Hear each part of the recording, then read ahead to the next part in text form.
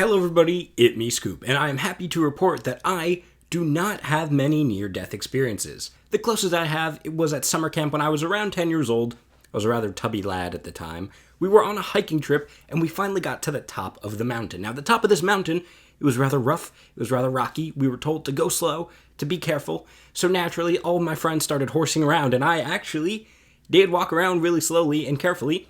And even though I was, trying to be safe, trying to avoid death's design here, I tripped and I started rolling like a goddamn car tire towards the edge of that cliff. But luckily, a counselor literally stuck his foot out and he caught me and he saved me. And I've been sweating ever since, dreading the day death will return. I mean, luckily I'm still kicking it, so no point delaying this. You guys have seen the title of this video. I have never seen a Final Destination movie, at least not until today. I have now watched all 5 I have now binge watched all 5 Final Destination films because, as you know, Bloodlines has recently hit theaters and it's actually getting pretty good reviews. I mean, nothing out of this world, but people really seem to enjoy it. Even a few of my film professors have really praised it and recommended it to me as a horror fan, so I figured I'd get into it. So, while this video will have a review of Final Destination Bloodlines, that will be towards the end of the video, and we're gonna review all 5, and I guess now 6 Final Destination films. So I think it'll just be fun to do a build-up. I've never really tried a long-form video like this, so we'll see how it goes. We're gonna go mostly in-depth with 1 and now Bloodlines, but, we'll still touch on every film, don't you worry about that. And,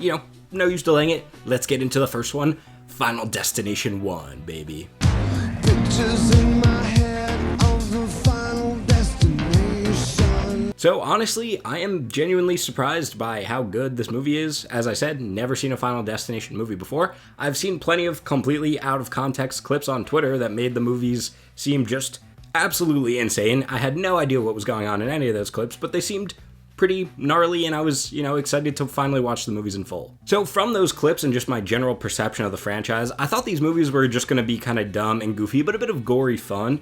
And, I mean, yeah, they are. But this one actually sets a pretty high standard. Like, it is a genuinely pretty well-made film. So the first 2 acts of this film are legitimately very well-made and stressful, although the 3rd act did definitely get into that silly, goofy, nonsensical tone that I was expecting from this franchise. I especially need to call out the opening plane sequence as genuinely one of the most stressful scenes in any film I've ever watched. I mean, I figured this franchise was iconic just because the premise is silly and the kills are creative, but no. I genuinely understand how this became a cultural staple. So, Final Destination 1 opens with our protagonist, Alex, alongside his classmates, and Matt Murdock, for some reason, before he has a premonition of the plane breaking apart and finally exploding and killing all of his classmates. Now, I expected this premonition scene to be relatively brief. I mean, it's a premonition, it's not real, so I thought what would happen is we'd see it happen in real time, except without Alex and maybe a few characters on the plane. No, we see this in horrifying, gruesome detail, step by step. I mean, this plane crash is horrifying. The buildup of the turbulence, the luggage falling out of the overhead compartments, causing chaos, the side of the plane exploding and people getting dragged out and desperately screaming and clinging onto their chairs for their lives before getting sucked out of the side before the plane finally goes up in a ball of fire and roasts our characters alive. Dear God. It's also worth mentioning, Final Destination is not exactly a subtle franchise. We get all of the exposition we need from Alex's father in this ridiculous sentence. 17, on the loose, senior trip with your friends in Paris, 10 days in the springtime. Live it up, Alex. You got your whole life ahead of you. All right, man. We get it. We know what's going on here. Thank you for that. I also have to say, while in most of the franchise this is actually kind of a fun bit, in the opening of this film, the signs that Alex is noticing before this flight, they're just too ridiculous. Like, the camera and Alex's focus zoom in on the word terminal. You're at an airport, man. It's called a terminal. You knew that. That's not surprising or spooky, that's just what it's called. So after having this major premonition, Alex absolutely tweaks, loses his mind, gets off the plane, taking a few of his classmates and a teacher with him in the commotion, and you know what's coming after this. The group that gets off of the plane after it actually explodes in real life, they now realize that death is coming for them. And they start dying one by one in pretty gruesome but also kind of goofy situations that Alex is desperately trying to prevent. So I would really like to highlight the second death of the movie, Alex's best friend, who accidentally hangs himself in the shower. It is a very silly setup, for sure the way he slips and the thing wraps around him. It's okay, this is pretty ridiculous. But once again, the movie doesn't just skip through the death. Like, this one really lingers. You watch this poor kid struggle through every second of it. The desperation and panic written across his face. The way you can just hear every last pinch of air squeak out of his lungs. It's genuinely devastating. Poor kid. This poor kid. That was spectacular. I would really say the only thing that's weak with Final Destination 1 is its characters. We basically don't have characters. We have character archetypes. So we have Alex, who's the main guy. We have the main guy's love interest, cool girl. We have the bully. We have the bully's girlfriend. We have the scaredy cat who's afraid death is coming for him. And we have the best friend. And that's literally like, that is the best explanation I could give you of all the characters in this film, and I think you understand exactly what all of them do in the plot from that description. I would also like to add that the cool girl love interest's name is Clear Rivers. Not Claire, Clear. And I'm sorry, but that is one of the worst fake names I think I've ever heard in a film. Cannot take that seriously at all. So yeah, like I said, really not much to say about these guys. You can pretty much figure out their whole dynamic from the way I described them. The main guy is the one trying to save everybody. The cool girl love interest is the one he has to save during the climax. The bully is the one denying that death is coming for them, claiming he's gonna live forever and causing chaos in the group. The scaredy cat is the one who's there for mostly comic relief and is also the most afraid he's gonna die. And the bully's girlfriend is just there for cannon fodder. She has a very quick and sudden death that just proves to the group death is coming and there's nothing they can do. And then, of course, the best friend character is the first one who dies post-plane crash to get the main character to lock in and realize he has to save the rest of the group. It's simple, but it works. It would be nice if we had real, fleshed-out, deep characters, but at the same time, this film is fairly short, like it moves along very quickly, and I think it's very important that it does that, because if this was a slowly paced film, it would kind of suck. But also, considering that the premise is that these characters are going to die in these horrible, gruesome ways, we don't really have to spend that much time developing them, given the audience is mostly just waiting for them to die. Yes, I think Alex in particular would have been good to have much better characterization and really get to understand his personality outside of, oh man, this dude be tweaking. But we don't really get that, and honestly, it's fine. Especially because this is the first film of the Final Destination franchise, most of the story is basically just the characters and thus the audience figuring out the dynamics of this universe and the mechanics of how death comes for people and how they can avoid it. So between the film's tight runtime, the amount of death scenes that we have to get, how long they can often run for, I mean, the opening plane crash sequence ends about 30 to 35 minutes into the film, which is a pretty extensive chunk. The characterization it clearly fell by the wayside, and that's alright. It's also great that this is the first film in the franchise because everything that happens feels very new and fresh. While, like I said, the film is not subtle and thus can be pretty predictable at times, it doesn't exactly feel like something you've seen before and isn't boring or tiring to watch. I think a pretty good example is the train track sequence where the bully character is going on this crazy joyride with all the characters in his car because he's trying to convince them nobody controls his life or his death. He's got it all under control and he's gonna prove it by driving like a reckless maniac or your average Georgia driver. And what ends up happening is he stops on a set of train tracks as a joke, but when a train finally starts coming for them, he realizes, oh, the car is dead. Oh, my door is jammed. Oh, my seatbelt is jammed. Oh, I think I'm cooked. So the tension buildup here is actually pretty good. You of course know that he's not gonna die because all of the main characters are standing there screaming at him, get out of the car, because they know that they're all in death's design. They're in death's wake. Death is coming for them. They're prepared for this. So they get the bully out of the car at the very last second, as expected. What is not expected is this random piece of debris that the scene was focused on kind of in the background, just goes flying out from under the train and decapitates the scaredy cat character. So there was a good amount of emphasis on this piece of debris during the scene, so you're kind of wondering where it's gonna go, and I figured it would kill somebody else somehow, or maybe they would get the bully out of the car and then it would kill him, but no, it goes for a completely different character who barely did anything in the scene, and honestly, that's a pretty good method of misdirection. So yeah, overall, pretty well done stuff. I would say the climax of the film is where things start getting very silly.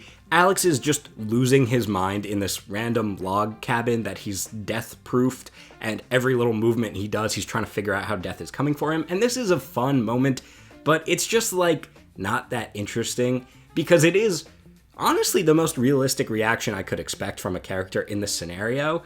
But it's not really exciting when the whole setup of the film is watch these characters die in crazy creative ways, and we have one guy who's too good. Like, he knows what's gonna be able to get him. He's too smart, and he's just hauled up in this safe spot. So he gets drawn out of the safe spot to go rescue his lady friend Clear Rivers, who is stuck in a car that is locked, and it's also electrified by a live wire that fell on it due to a lightning storm that Death created, and also I think there's like gasoline pouring on the car, so it's also gonna explode.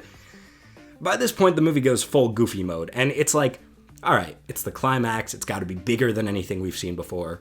I understand. Not to say it's not entertaining, but it feels like they kind of just gave up and were like, we don't really have to care about quality, let's just do the most crazy exciting thing we can for this climax. So instead of this over-the-top lightning storm exploding car finale, I would have much preferred if it was a more subtle climax. Something like Alex having to carefully sniff out a series of clues to shut down this big Rube Goldberg machine that was going to kill Clear Rivers, based off of a bunch of stuff that had been subtly set up throughout the film, and probably like based off of the plane crash at the beginning that started everything off. How exactly I would pull this off, I really can't say, man. Usually I would give some more specific advice, but this is just so silly, and like I'm not auditioning to be a Final Destination writer here. So I'm just gonna say it could have been better, but like it's fine for what it is. I also think it's pretty smart that these movies establish that if death comes for you, but somebody intervenes in your death trap scenario, it will then skip over and go to the next person, because it actually gives the audience something to cling on to. There's this sense of hope that, hey, maybe some of our characters can make it out of this if they're quick enough, if they're smart enough, if they can react fast enough. The problem is the very, very ending of the film, like the last 2 minutes, where we find out if death skips over you, it comes back when it finishes the list. So it's essentially a loop until it gets everybody. And this makes everything completely hopeless. In terms of the ending for a horror movie, I can't say it's surprising or shocking or anything like that. I mean, of course, you can't just win at the end of this, but it kind of ruins the theme of the movie, because it basically says that, oh, by the way, your life is completely predetermined. The way you live and die is not up to you to decide, it is up to death. He knows exactly when you're gonna die and how, and if you try to change that, you will fail. Both ways. You can't kill yourself, like do something that will get you killed before you're supposed to die, but you cannot prevent it from happening either. Which, that isn't like a scary horror theme, that's just kind of lame. But I don't really think anybody's coming to the Final Destination movies for deep themes. It's just, when you do take a step back and try to look at it, it gives you nothing to work with. I would also say that this rule not being true, that there is no way to cheat death, is pretty much a big hindrance for the franchise going forward, because it forces the future movies to come up with something else for our characters to cling on to in terms of a sense of hope, or it just reuses this plot beat again, has people skip over their death and assume that they're good now, they're safe, they can't die, just for death to come back around after the list is finished and get them, which we already know is coming because we've seen the previous stories and we know how it all works. In terms of the ending for this as a singular film, it works pretty well, but in terms of trying to set up a franchise, it kind of ruins things right off the rip. Not going to blame that on this movie, it's just something to note for the fact that there are 5 more Final Destinations after this. So, after all that, I would give Final Destination 1 a 3.5 star. It's nothing crazy, but, you know, there's a few solid sequences, it's a lot of fun, it's a very entertaining watch. Solid as an individual package, for sure. It's a strong first entry in the franchise. I do understand the love for it now. So, moving on to Final Destination 2, this is, surprisingly, a pretty good sequel. It takes a lot of things that works about the first film and expands upon them while also fixing up some things that didn't work too well in the first. So, this time, while the cast of characters still not particularly strong, they really are still character archetypes, we get a much more interesting cast of characters at the very least, who all have very definitively different reactions to the situation they're presented with. Whereas in the first film, we had a group of just high school teenagers and like one teacher who was barely in the film. They all had slightly different reactions, whether that be being afraid, immediately believing in what's going on versus not believing in what's going on. That was pretty much all the diversity we got. Here, we have some characters who immediately buy into it, some who simply think it's a bunch of hooey and just try to ignore it, and some who very actively try to prove that it's not happening and thus worsening their fate. It also helps that they're from all different walks of life. It's not just a group of high school teenagers, so that also just helps to add a bit of diversity to the cast and just makes the film more entertaining overall. But don't worry, guys, we get the return of Clear Rivers, Final Destination badass extraordinaire. This franchise trying to build Clear Rivers up as some big femme fatale badass leading character. I don't know who at the studio decided that, but damn, they were a fool. It's still the name, man. I can't take it seriously. Besides the fact that, like, she's just kind of lame. Like, she really doesn't have much of a personality. You know what this is? It's you, not a likeness.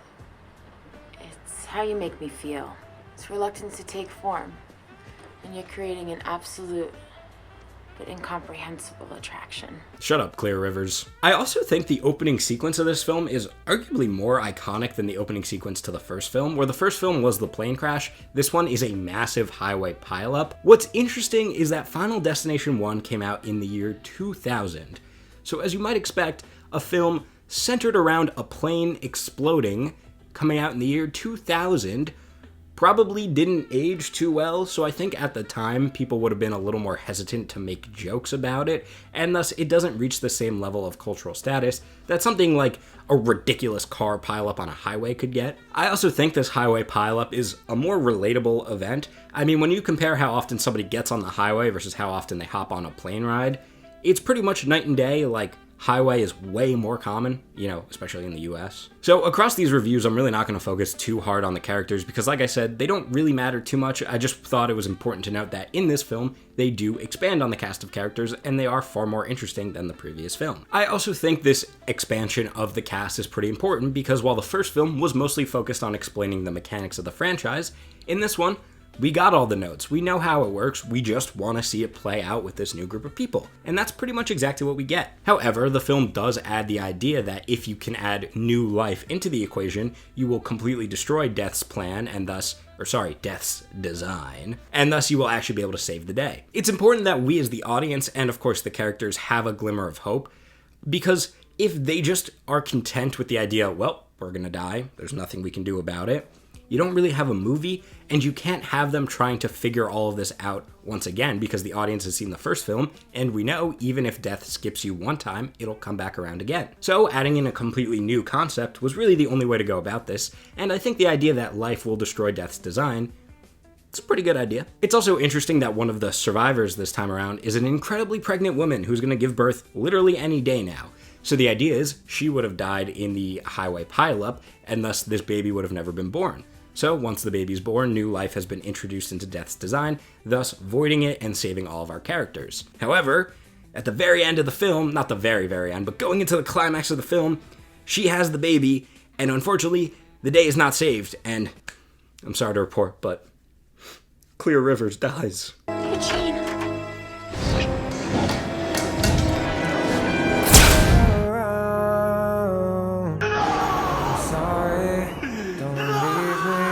Who the fuck are we supposed to follow now? God damn it. Don't worry, we still have our protagonist for this film, Kimberly, a young woman who would like to not die. It's about it. It's about what we get on her. So once the pregnant woman gives birth and we see that Death's design has not been messed with because actually this pregnant woman was not going to be part of the highway pileup. There's a lot of these films, I'm getting a little fuzzy on the details here. Kimberly realizes what she actually has to do is steal an ambulance and drive it into a lake and drown herself and then get resuscitated. Thus, she will have died and then be brought back to life, introducing new life. It's a little messy because if she dies and gets resuscitated, she's both followed Death's design but then also altered it at the same time. Specifics don't really matter too much, but she does this and it actually works. She gets away with it. She survives.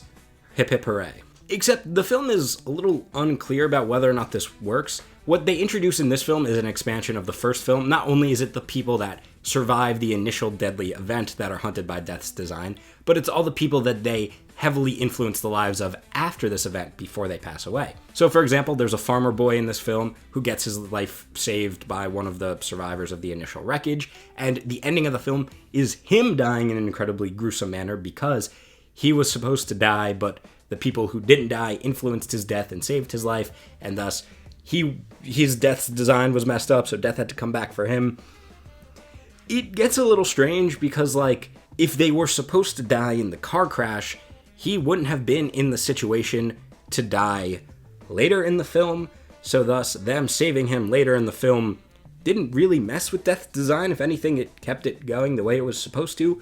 So the ending of this film is a little bit janky, unfortunately. We also don't see Kimberly die on screen, so I assume that means her being resuscitated actually did save her life. If the death isn't on screen in a horror movie, it doesn't happen, or in most movies.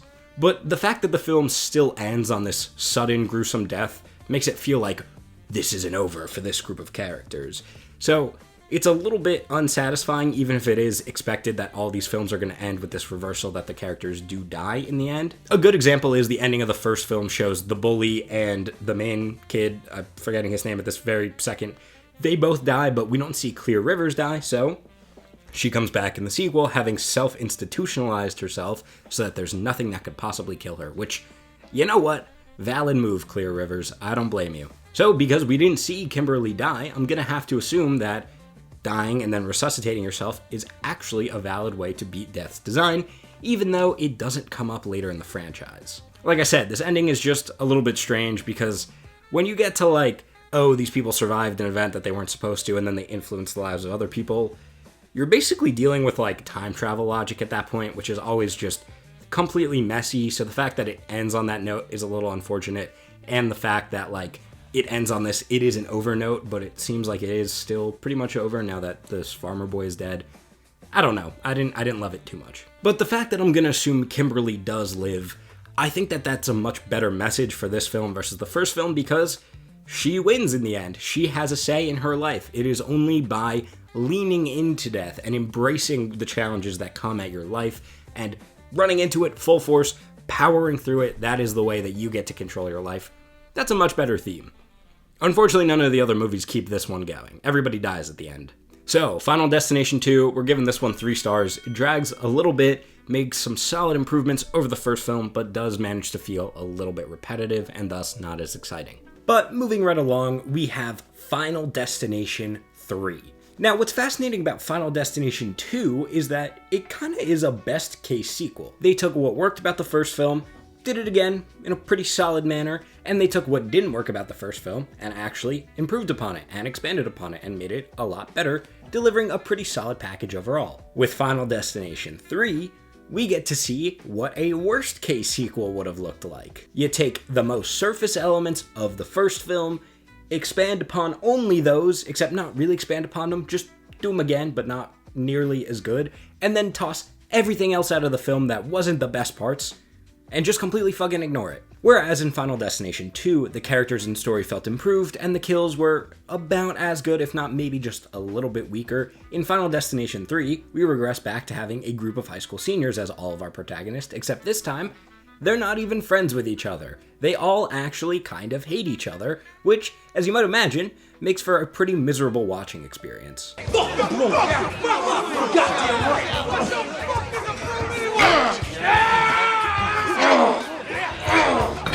There's also not really much of a plot. It's really just a long sequence of kills that get really, really drawn out and they just make them as nasty as possible with no real build-up or suspense. It's just gross. The kills in Final Destination 3 are also significantly more nonsensical. In the first two, yes, sure, it was stretching the bounds of reality, the way somebody could perhaps slip into a bathtub and end up getting choked to death. It's a little bit questionable. But once we get to Final Destination 3, the kills just basically become OSHA violations. So the initial tragedy of Final Destination 3 is a roller coaster crash. And it couldn't just be something simple like, oh, the brakes or the suspension failed and the roller coaster flew off the tracks and a lot of people died. No, the writers wanted to be smart or clever, or I don't know what they were going for. They really just overcomplicated this to absolute absurdity. So what happens is we see our main characters getting on to the roller coaster, and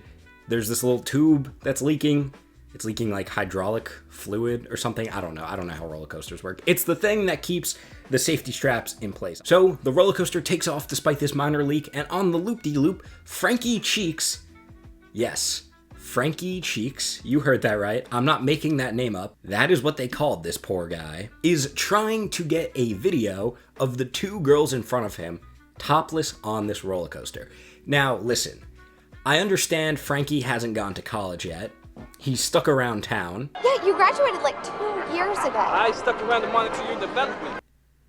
I mean, that's got to be one of the grossest lines I've ever heard in a movie, but okay. He stuck around for these girls, so he hasn't taken cinematography courses like I have. So Frankie, let me explain something to you. If you are situated behind two people on a roller coaster and you're trying to see their chest, unfortunately the camera angle you're gonna have is gonna look like this. So even if you were lucky enough to get a glimpse, you wouldn't really be able to see anything, would you?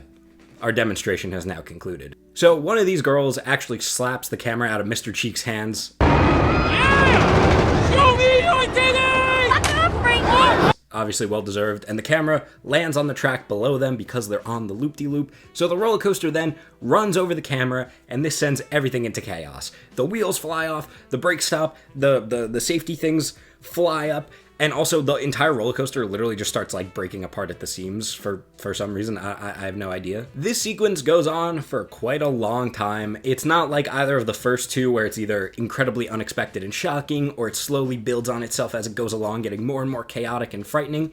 It's just kind of lame and predictable and silly. So as usual, we cut back to our protagonist as she dies just as the roller coaster's about to take off. She has a total freak out, gets off the ride, and tries to convince everybody else to get off as well, but only a few characters are dragged off with her, much like the plane crash sequence, and the roller coaster takes off and crashes just as she premonised. So here's the first major issue with this film. Frankie Cheeks does not get on the roller coaster. Neither do the two girls that knock the camera out of his hand. So how does the roller coaster crash? Yes, we saw there was like a little bit of hydraulic fluid leaking, but what happened was the roller coaster hit the camera and that cut the tube and sent everything into utter chaos. So, in reality, when the roller coaster took off, yeah, the tube might have been dripping a little bit, but there would have been nothing there for it to catch on and cause the entire incident in the first place. The kills in the last two movies were a 1 in a billion plane incident causing it to like explode or whatever, and a little cable on a truck snapping and sending logs flying at people on the highway. Those are simple and reasonable enough. I don't know why they had to overcomplicate this one to the point where it genuinely doesn't make sense, because it wouldn't have happened, like, at all. Even going by Final Destination 1 in a billion logic standards, it just wouldn't have worked. I really don't understand why it wasn't just, oh, the brakes fail and the roller coaster goes flying off the tracks. Like, they could have just kept it simple. I don't really know what they were cooking with this, but let's move on. So on the topic of Frankie Cheeks, I don't know what the writers were trying to do with Frankie Cheeks. I mean, let's be fair, he's the only memorable character of the entire film, but he's vulgar, annoying, and he fully openly sexually harasses these poor girls, like, throughout the film. It's supposed to be a running joke, but it's kind of just, like, bad. Like, it's not really funny.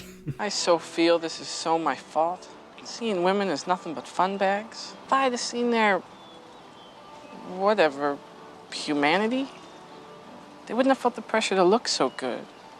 Impress Franklin Cheeks. You also can't say that the writers are only writing Frankie Cheeks' character and making him behave this way as a joke, because the writers then create a scene where the two ditzes that the guy is following around and harassing get completely butt-ass naked and then burned to death in a tanning salon with just the most amount of unnecessary nudity I think I've ever seen in a film. So you don't get to make your Frankie Cheeks and then eat the cheeks too. That, you know what, Frankie Cheeks' death is also a great explanation of everything wrong with the deaths in both Final Destination 3 and The Final Destination.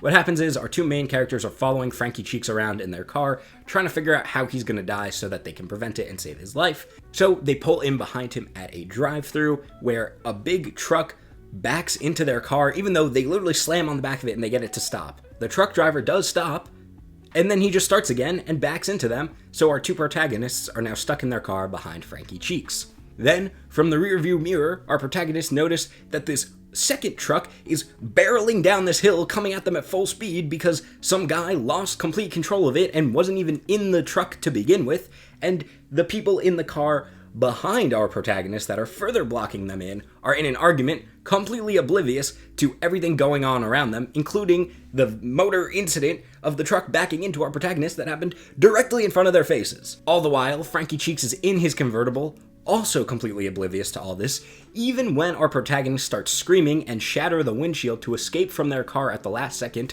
Frankie Cheeks has no reaction, so the truck hits the protagonist car, and then the engine of the protagonist car goes flying out of the front of the car, and it hits Frankie Cheeks in the head, and there's like a spinning propeller on it for some reason that chops him up, and it's just like, what are we even doing here anymore, man? Like I said, we went from a kind of ridiculous, but also like could technically happen 1 in a million incident to whatever the hell this just was. It's just really frustrating to watch because most of the deaths now rely on the incompetence of several people. Like in this case, why did the truck driver hit them? How did the other truck driver lose control of his car to such a degree that it goes barreling down a hill without him even so much as in the driver's seat? Why was the couple behind them so oblivious? Like, it relied on three separate, completely unconnected characters to the main plot to get this death to happen, and it required all of them to be frustratingly stupid. That's just poor writing, no other way to put it. I know that this scene might not even sound that, like, offensively terrible for me to be this angry about it,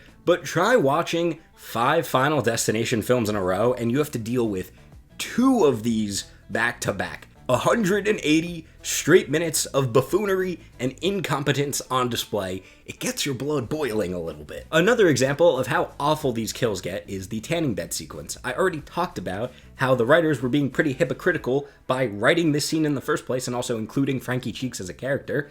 But the way these 2 poor girls die in their tanning beds is that the tanning bed level can't go above 250. So why is it even physically possible for the tanning bed to reach 400? Somebody had to build a tanning bed, issue a warning on it, hey, don't go above 250, that's really dangerous, and then give it the ability to go up to 400 to the point where the entire thing explodes. Okay, that transition was like kind of fire though, I can't lie. No pun intended though. On top of that, the only reason these poor 2 girls were able to get stuck in these tanning beds in the first place is because the guy who owns the tanning salon decided that stepping outside with customers in there and holding this giant metal door open with a little tube of sunscreen was a brilliant idea, so he gets locked out of his own store. It's just a series of buffoonery and incompetence, and it just, like I said, it's so infuriating. I can't take it. So, in conclusion, Final Destination 3,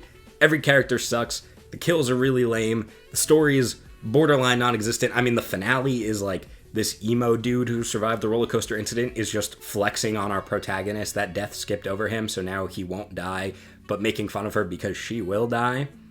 And then he just dies anyway, because we know, as viewers who have seen the previous films, that if death skips over you, it's gonna come back. So watching him try to flex on our protagonist that he's safe is completely hollow, because we know for a fact he isn't. So this isn't thrilling or exciting, we're just waiting for him and our protagonist to die with, like, no stakes. And then for some reason, the movie breaks the entire series logic by having this emo kid die before the protagonist. So death just fucked up the order. Like, he just messed it up because he didn't care anymore. Alright, death doesn't care, so I guess I don't care either. Like, there's not even a moment where it skips over the girl. The emo kid just dies, and we cut to 5 months later, and then we get this crazy subway crash sequence where our protagonist dies. Although, let's be fair, this subway crash sequence is really good. It's kind of like they took the plane crash sequence from the beginning of Final Destination 1, but amped it up a bit because now you're on a subway barreling through the underground at ridiculously high speeds. Like, I'm not gonna sugarcoat it. This is brutal and really exciting to watch. Like, it's a really good ending. This movie as a whole, though, 2 thumbs down, no bueno. We're gonna give this one 2 out of 5 stars. I really can't say I recommend it. This is pretty much just the Final Destination formula being kind of lazy. I really don't have it in me to review The Final Destination, man. Take everything bad I said about Final Destination 3, double it, and it applies to this movie pretty much perfectly. This movie has the same production value as your average porn film, and, like, the same amount of plot as well. Like, I've definitely seen an Angela White video with higher production value than this. This time, the tragedy is a giant crash at, like, a shitty car racing venue. So this time, the tragedy is a car crash at a shitty racing venue. So now we're fully just reusing incidents. We have another car crash opening to a Final Destination film. That's how lazy we're getting here. I could not tell you a single thing that happens in The Final Destination outside of this one guy spending all day trying to end his own life, only for each attempt to end comically, because it's simply not his turn to die yet. Also, there's a scene where one of our protagonists says no offense to a Nazi. Are you shitting me? Just the whole reason I come to these stupid redneck things. This is even something hidden. This guy legitimately wears the fact that he's a Nazi on his sleeve. No offense. Eric Bress, why did you write this? The Final Destination, besides being like kind of an annoying name, is chock full of really crappy CGI. The previous films, what I would compliment the most is like, they were shockingly good looking, especially that opening to Final Destination 2. It really looks like they went out on a highway, shut it down, and crashed a ton of cars. Like, that adds such a level of quality and charm that you cannot get from crappy special effects. In fact, the crappy special effects literally give the opposite charm, and it makes this feel like a direct-to-DVD, complete waste of time and piece of garbage. I'm being very harsh right now. I don't usually enjoy it. It's just that the first two were actually pretty solid, and now these two are so bad that I gotta let it out. The fire in the Final Destination movies has always looked a little bit off, but the practical blood and limbs and all that stuff, that usually looks pretty good, so having all of that be replaced by really bad CGI in this film is just heartbreaking, man. The climax of this movie is like a movie theater exploding during the explosion scene of an action movie that the people in the theater are watching. My guess is this was supposed to be like a meta joke for the poor souls who paid to see the Final Destination in theaters. Unfortunately, I watched this movie from my couch in my living room, so this was just kind of weird, and they play it a few times over between the premonition and the thing actually happening, to the point where it's just a little like headache inducing. Once again, a really long list of stacking OSHA violations are really the only thing causing the deaths in this film. I mean, in no world could you ever drown in your own car at the car wash without a single human being seeing you and coming to help. You know what? I probably could have just stopped that complaint with drowning in your own car at a car wash. Clearly, the Final Destination team just gave up and were content with using this one to print cash, which it did, making almost $190 million on a $40 million budget. Where did we go wrong? What's even stranger is that David R. Ellis directed this film, and he was also the director of Final Destination 2. So you have a guy that I literally just praised like 5 minutes ago for really understanding the franchise and being able to amp it up and build pretty much a perfect sequel, now doing the complete opposite and making just the ultimate cash grab shittiest version of the Final Destination formula possible. I mean, it is also strange that James Wong, the director of Final Destination 1, also directed Final Destination 3, so the guy who literally invented the formula couldn't get it right for a second time. So I don't really know what the deal with this franchise is. Seems like nobody really understands what you're supposed to be doing with it. Except for me, obviously, now that I've watched all of them. I'm the expert here. I would also just like to call out how strange it is that a director whose highest profile films were both Final Destination movies died during a mysterious and tragic incident in his hotel room. I'm seriously not making a joke about this or anything. Like, this is a real guy, a real death. It is genuinely a tragedy, but like, that is really weird, right? You can't call that a fun fact. It's just something strange I discovered on the wiki while I was researching this video. The Final Destination is a 1 out of 5 star, man. Do not bother with this. Just complete waste of time in every regard. Okay, just one more to go before Bloodlines. Final Destination 5. This one's actually pretty good. I don't have too much to say about this one, but luckily Final Destination 5 is pretty close to number 2 in terms of quality level. Thank God, it's multiple steps above 3 and 4. So the opening tragedy of this film is actually a bridge collapse, which I want to call out for a few different reasons. First of all, this scene is actually a really wonderful mix of practical and digital effects. It looks really, really good. Like, it feels like these characters are frantically running around on this super well-designed, chaotic set. And then, of course, when you have shots like people falling tens, if not like 100 feet into the water, then you can tell there's some CGI used and for some more, large-scale parts of the sequence.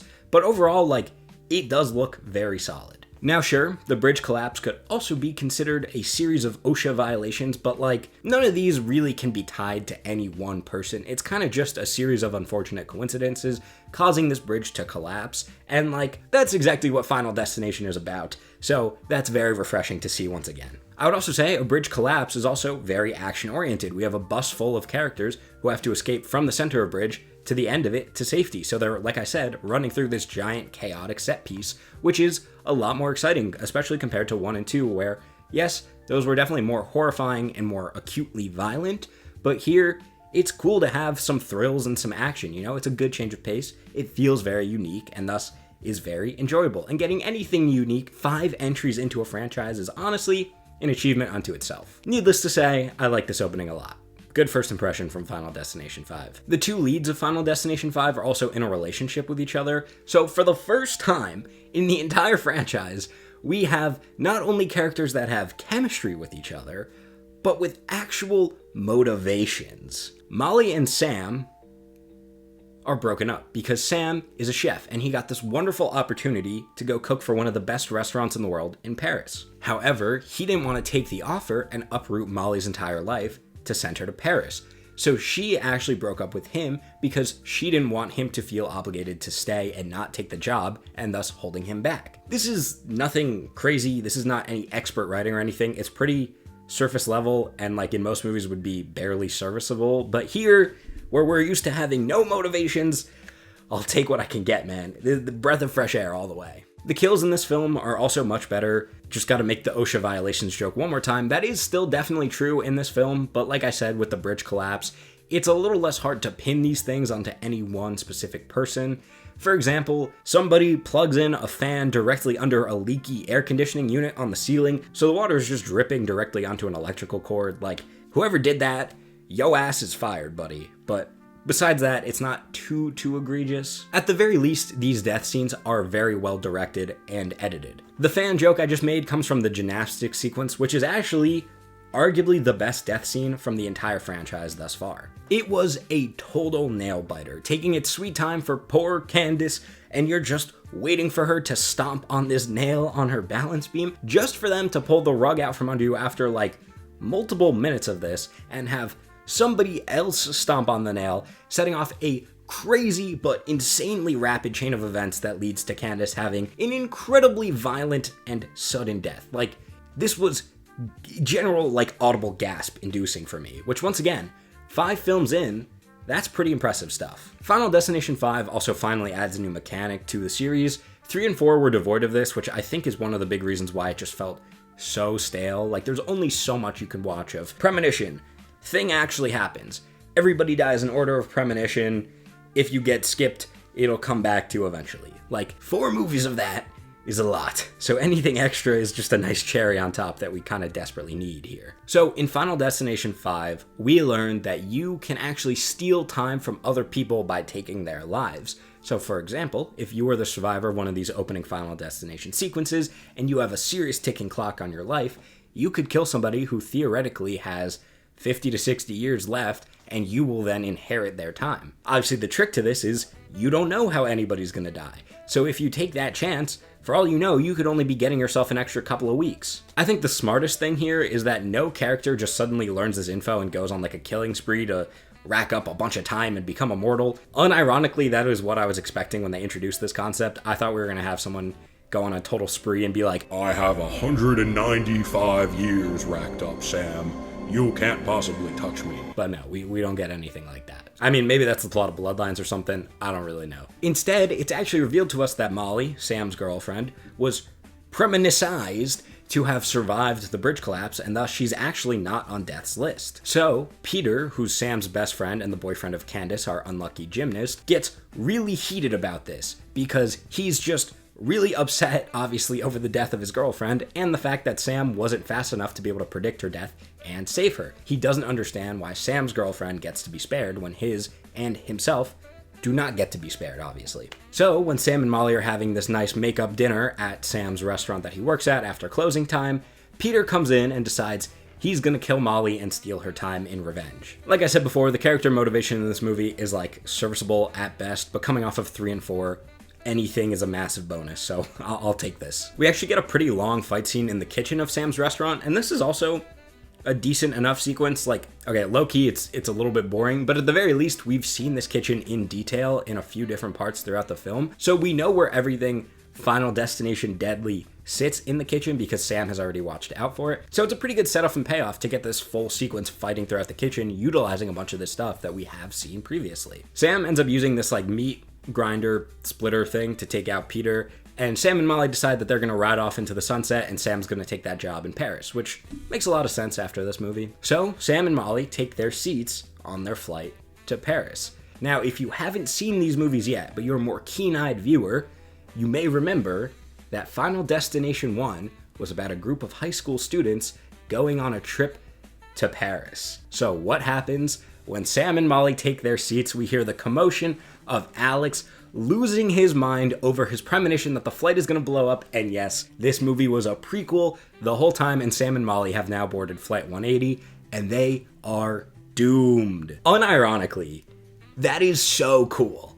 Like, they didn't need to do that. There was no need for this at all. They were talking about Paris throughout the film, but because these movies really don't have too much plot, this didn't set off a single alarm bell in my head. There was not a thought behind my eyes as this movie went along, so pulling this twist out at the last second is like, that's really cool. You know that there's gonna be an ending sequence where these characters do end up dying, but you don't know what it's gonna be, so reincorporating the original Final Destination film to bring everything full circle for this final moment is honestly just really cool and really smart. So we see the sequence play out exactly as we saw in Final Destination 1, except this time we're focused on Sam and Molly as they get horrifyingly sucked out of their plane.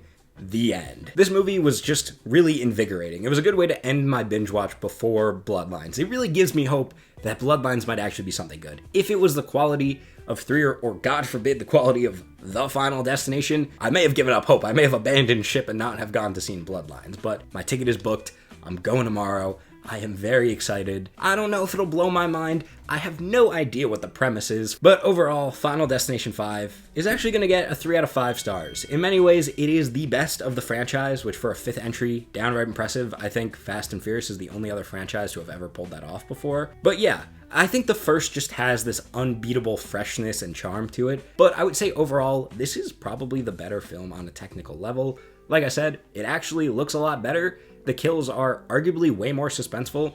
Both films have a sort of weak third act, but at the very least, 5 ends on such a good, cool, high note. You gotta just love it. So before we get into Bloodlines, I would just say, if you're interested in binge watching these films on your own, they are all on HBO Max, I would really recommend doing 1, 2, and 5. I'll talk about Bloodlines later if you should go to see that or maybe wait for it. But 3 and 4, there's just nothing worthwhile. They don't add anything to the overarching mythology. The stories are lame. Bad movies. Just don't bother unless you're really bored, man. So, with all of that out of the way, I will see you on the other side of Bloodlines. So, as you can see from my different shirt, I have now finally seen Bloodlines. So the first question I have to answer is, was this 6-film journey worth it? And thank God the answer is yes, absolutely. Bloodlines rocks. So I should probably clarify. I absolutely did not have to watch any of the previous Final Destination films to understand and go see Bloodlines. I thought the setup of the movie was that we were going to see the first ever premonition, the one that started it all, and every premonition and Final Destination storyline since then had sprung off from this one event. Not exactly. It is a little bit confusing because this film does frequently mention other stories from the Final Destination universe, but these are not stories that we've seen before. These are simply parts of the Bloodlines storyline. So the core idea for Bloodlines is that back in the 1960s, at least I think it's the 1960s, this movie never once specifies any years or any locations for its setting, which is awesome work. This young woman named Iris and her boyfriend attend the grand opening of the Skyview, this high-rise restaurant that's kind of looks like the Seattle Space Needle. So at the exact same time, Iris's boyfriend proposes to her as she announces that she's actually, in fact, pregnant, and they go to dance the night away on the glass dance floor. Except, as you might expect, the entire building collapses and everybody dies horribly. So I actually need to stop right here and call this out as easily the best opening of the franchise. Honestly, okay, it is a bit of a close call between this and Final Destination 1, but Final Destination 1 gets a lot of bonus points for just being the original, so it felt really new and fresh when I watched it. If you want to be objective about it, this one blows Final Destination 1 out of the water. Iris and her boyfriend are actually really charming together as a couple. Both of these actors have a lot of charisma, which is great to see on screen. This high-rise restaurant set just looks really, really cool. The 1960s style looks great. The color and lighting are all on point. And the segment as a whole just has this amazing energy to it that we haven't seen anywhere else in this franchise before. I also love how long this sequence is, much like the Final Destination 1 plane crash. It has many different steps to it and it keeps escalating as it goes. It's just really exciting and really fun to watch. First, the glass dance floor shatters and a bunch of people just fall 500 feet to their death. Iris's boyfriend hangs on to a piece of broken glass, slicing up all of his hands before he finally drops to his demise as well. And then some woman gets caught on fire by this flaming dessert, and that leads to half of the restaurant blowing up in this giant ball of fire that Iris just barely survives, and then the other half of the restaurant collapses off of the needle point thingy, and then the elevator gets crammed full of people and it smushes some guy as it collapses and all these people fall to their demises, and then this child knocks all these adults out of their way to run down this staircase, and the child makes it out okay, but all the adults, the staircase like explodes and then they all fall out of the side. It's just chaos and anarchy, and it just keeps building on itself. That was a lot of rambling, but this was a really well done sequence. I loved it, and I cannot wait to watch it again. And the sequence ends with Iris left hanging on by a wedding ring thread, I guess you could say, to the very last piece of debris left of the restaurant at the top of this building before she herself finally falls to her death. And what's great here, besides the whole sequence I just outlined being really spectacular overall, is that when Iris dies, it doesn't cut back to her earlier at some point during the night, realizing that what she just saw is real and it's actually going to happen, that she has to intervene. No. When she dies, it cuts to her granddaughter, Stephanie, who saw all of that in her dreams, this reoccurring nightmare that's been haunting her for months. So this is the first time in the entire 6-film run that we actually see the formula of the Final Destination film be altered in some way, and this is actually a pretty great change. I will say, Iris and her boyfriend were really charming, and I would have loved to have more of them in the movie, but the new setup of the film actually gives way for there to be proper characters for once, not just interesting enough archetypes. No, these are real people that we get to follow. Bloodlines easily has the best cast of any Final Destinations film, and while some characters are better than others, every person here does 100% have a very distinct personality, plenty of emotions, different reactions to the situation, they have actual wants and desires and these complicated backstories that drive their decision making. Real, actual characters, and also funny characters, likable characters. You love to see it. I'm not just praising these basic writing elements for being present in one of these movies. It's that, yes, finally, Final Destination has proper characters, but that, like I said, they're actually really likable and really fun to watch. They are well-written characters. So Final Destination Bloodlines makes 2 major changes from the rest of the Final Destination films, and both of these work to excellent effect. So the first most notable change is that Iris fully manages to stop the tragedy, whereas in the other films, the main character has a freak out over their vision and manages to stop a handful of people from getting involved in the tragedy, thus saving their lives and kicking off the events of the film. Here, Iris fully stopped the building collapse and got everybody out to safety. The reason this film is called Bloodlines is because all of these people, hundreds of them, escaped death that day, and they went on to live full lives, have children, who some of them even went on to have children, and thus death had to spend a very long time working its way through every single person involved in this incident, and then through the bloodlines of their family. So, because Iris was the last person to die in the premonition, we have finally reached the end of the line and are now following her family. The other more important and more impactful change is that because we're not simply following the aftermath of some tragedy with a small group of survivors, we are instead following a very active character in Iris's granddaughter, Stephanie. Like I said, Stephanie saw this premonition in a reoccurring nightmare that keeps happening. So, like I said, she's a very active character. She has to go investigate what's the deal with her twisted family history that's been hidden from her. Why is she having these visions? Are they real? What can she do about it? So this altered Final Destination setup or design, if you will, is really giving way to a much more interesting plot and cast of characters. It's a wonderful change. So the first half of the film is mainly following Stephanie's quest for answers. What's up with her family history? Why are so many people in her family not speaking to each other? Where are they at? What are their stories? And this is actually pretty interesting to investigate. It's not some crazy mystery that we're dying to uncover. We mostly can guess the answers just by knowing this is a Final Destination film and how the world of Final Destination and death work, but it's interesting enough, and like I said, it's a very different setup than any film previously, which helps keep things incredibly fresh. Once the family is finally convinced, they follow a lead from Iris's just massive Final Destination lore book that takes them to the hospital from Final Destination 2. Now, this is such a small payoff for having seen the previous films. It's only a tie-in to one film. The only film that Bloodlines ties into is Final Destination 2, and everything it mentions from Final Destination 2 can very easily be understood from context. I did not have to watch Final Destination 2 to understand this movie, but the fact that they immediately said, we have to go to this hospital and speak to whoever JB is who knows somebody who survived death coming for them, I immediately jumped up in my seat. I was like, they're going to the hospital from Final Destination 2. They're speaking to the mortician, and he's going to tell them about Kimberly from Final Destination 2. In theory, it's such a minor payoff, but in practice, it genuinely just made me so excited. Now, I haven't mentioned this mortician character before. If you know anything about this franchise, you've probably seen this character played by Tony Todd. He's been in most of these movies. I just haven't mentioned him because he really only pops up for like a scene or so, not even, and explains the rules of death to the protagonist in a very heavy-handed manner. It's weird because before Bloodlines, if I didn't have Twitter in my ear telling me that this character was the GOAT, I would have just not mentioned him all video because he's so minor and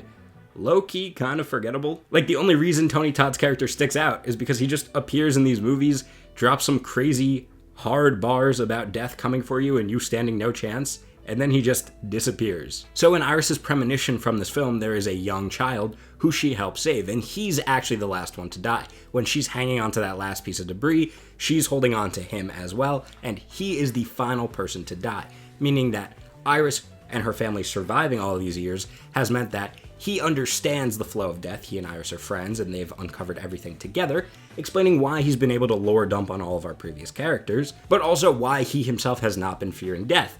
He knows as long as Iris or her family members are alive, he's still good to go. This is such a simple retcon that works so well within the context of Bloodlines, but then also works to give longtime fans a really nice treat for the final time we're gonna be able to see this character on screen. Like I said, he's not a particularly huge character in the franchise, but he's really the only reoccurring character that we have, so giving him a major role here before Tony Todd's passing is really nice. And like I said, within the context of Bloodlines specifically, he's still a pretty great character. So he explains to the Campbell family that the only two ways to escape death, as we already know, are killing somebody and stealing their time like we saw in Final Destination 5, or killing yourself and being resuscitated. The killing somebody else and stealing their time leads to, honestly, like one of the best jokes I've seen this year, and easily the best joke in any of these movies.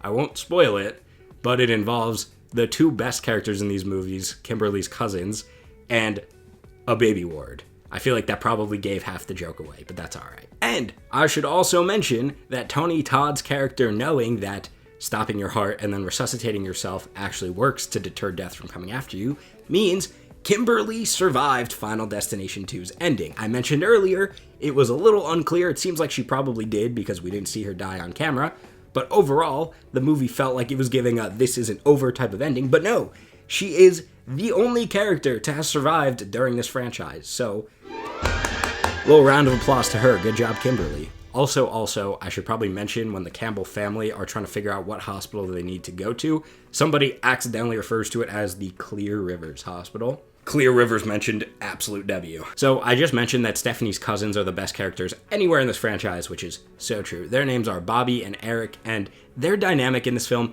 is just so good. Like, they dick around with each other a lot, as brothers usually do, but you can tell that they really do care about each other's well-being. Like, they separate from the group at some point in the film, won't really spoil why, and the scenes that they have together are the highlight of the whole movie. Like, absolutely the best part. Eric specifically is played by Richard Harmon, and this type of character in a movie usually has probably the worst personality ever, but this guy has great screen presence. He's really charming, really funny, and yeah, I loved seeing him in this movie. He was a great character, and I would look forward to seeing him in more movies and other roles in the future. Eric is also the realest character in any of these movies. The jokes he makes about death coming for him when Stephanie is initially trying to convince him are actually really funny, and it also leads to a great payoff slightly later in the film. This movie overall is just so much better at basic setups and payoffs, like on the minor and major scale. On that similar note, once again, not to spoil any specifics of the story, but something I called out at the very beginning of this video was that I thought the ending for Final Destination 1, and really any of these movies, would be a lot better if the climax had hinged around something minor but important from the initial inciting event. So for Final Destination 1, that would be the plane crash, 2 would be the car crash, 3 would be the roller coaster crash, and so on. This movie does that perfectly. I specifically called out that I really didn't have a suggestion about how to do this. It would just be cool to see if it was just some subtle reincorporation, and this movie does it flawlessly, like the exact shit I was talking about. I would have never been able to come up with this myself, and it is so fun to watch, and it just put a big smile on my face because now that I can say I'm a Final Destination fan, I can also say Final Destination Bloodlines really took a look at this franchise and did their best to make this the best Final Destination movie possible. And in the end, yeah, man, I think that's exactly what we got. They took all the best elements from the franchise, all the things that needed to be improved upon them, and all the best stuff, they just did it really well once again. So after slogging through 3, 4, and 5, this 6-film binge, it was absolutely worth it, man. Bloodlines is a great movie. I really do look forward to watching it again at some point. So this is probably a little bit generous, but I'm gonna go ahead and give Final Destination Bloodlines a 4 out of 5 stars. Like I said, this is pretty much as good as I think a Final Destination movie can get. It's just everything you'd want from a Final Destination movie done very well. There's always room for improvement, better characters, better story, better kills, but like, this is still very, very good. So, if you've made it this far into the video, you're my goat. This is easily the longest heavily edited video I've ever done, the closest being my 3 Iron Man movie review. That was only like 20, 22 minutes, something like that. This one's just a little bit longer, but it was really a joy to work on. I have to say, thank you guys so much, not only for 1,000 subscribers, but nearly 2,000 subscribers. We're about to cross the 1,900 mark. I live streamed the Netflix to Dumb event, thinking not much would come of it. It would be my average live stream, just a few viewers. But no, you guys popped off and went crazy and tripled my subscriber count after 4 years of work in 4 hours. That is awesome. So I was really excited to work on this video because there were a couple people in the comments of that stream telling me they would love for me to make long form content like this. So if you were one of those people, thank you. You helped me stay inspired and to work on this video as long as it took, and it really was my pleasure, so I hope you enjoyed it. So there's just one final thought I would like to leave off with. After all 6 Final Destination movies, sitting here, reviewing them, talking about them with friends, logging them on Letterboxd, Death's design has been ingrained into my brain, and yet I never once questioned if Death could be a woman. Maybe I am the problem. Thank you everybody so much for watching. I sincerely hope you enjoyed this. Have a great night, and keep it crispy.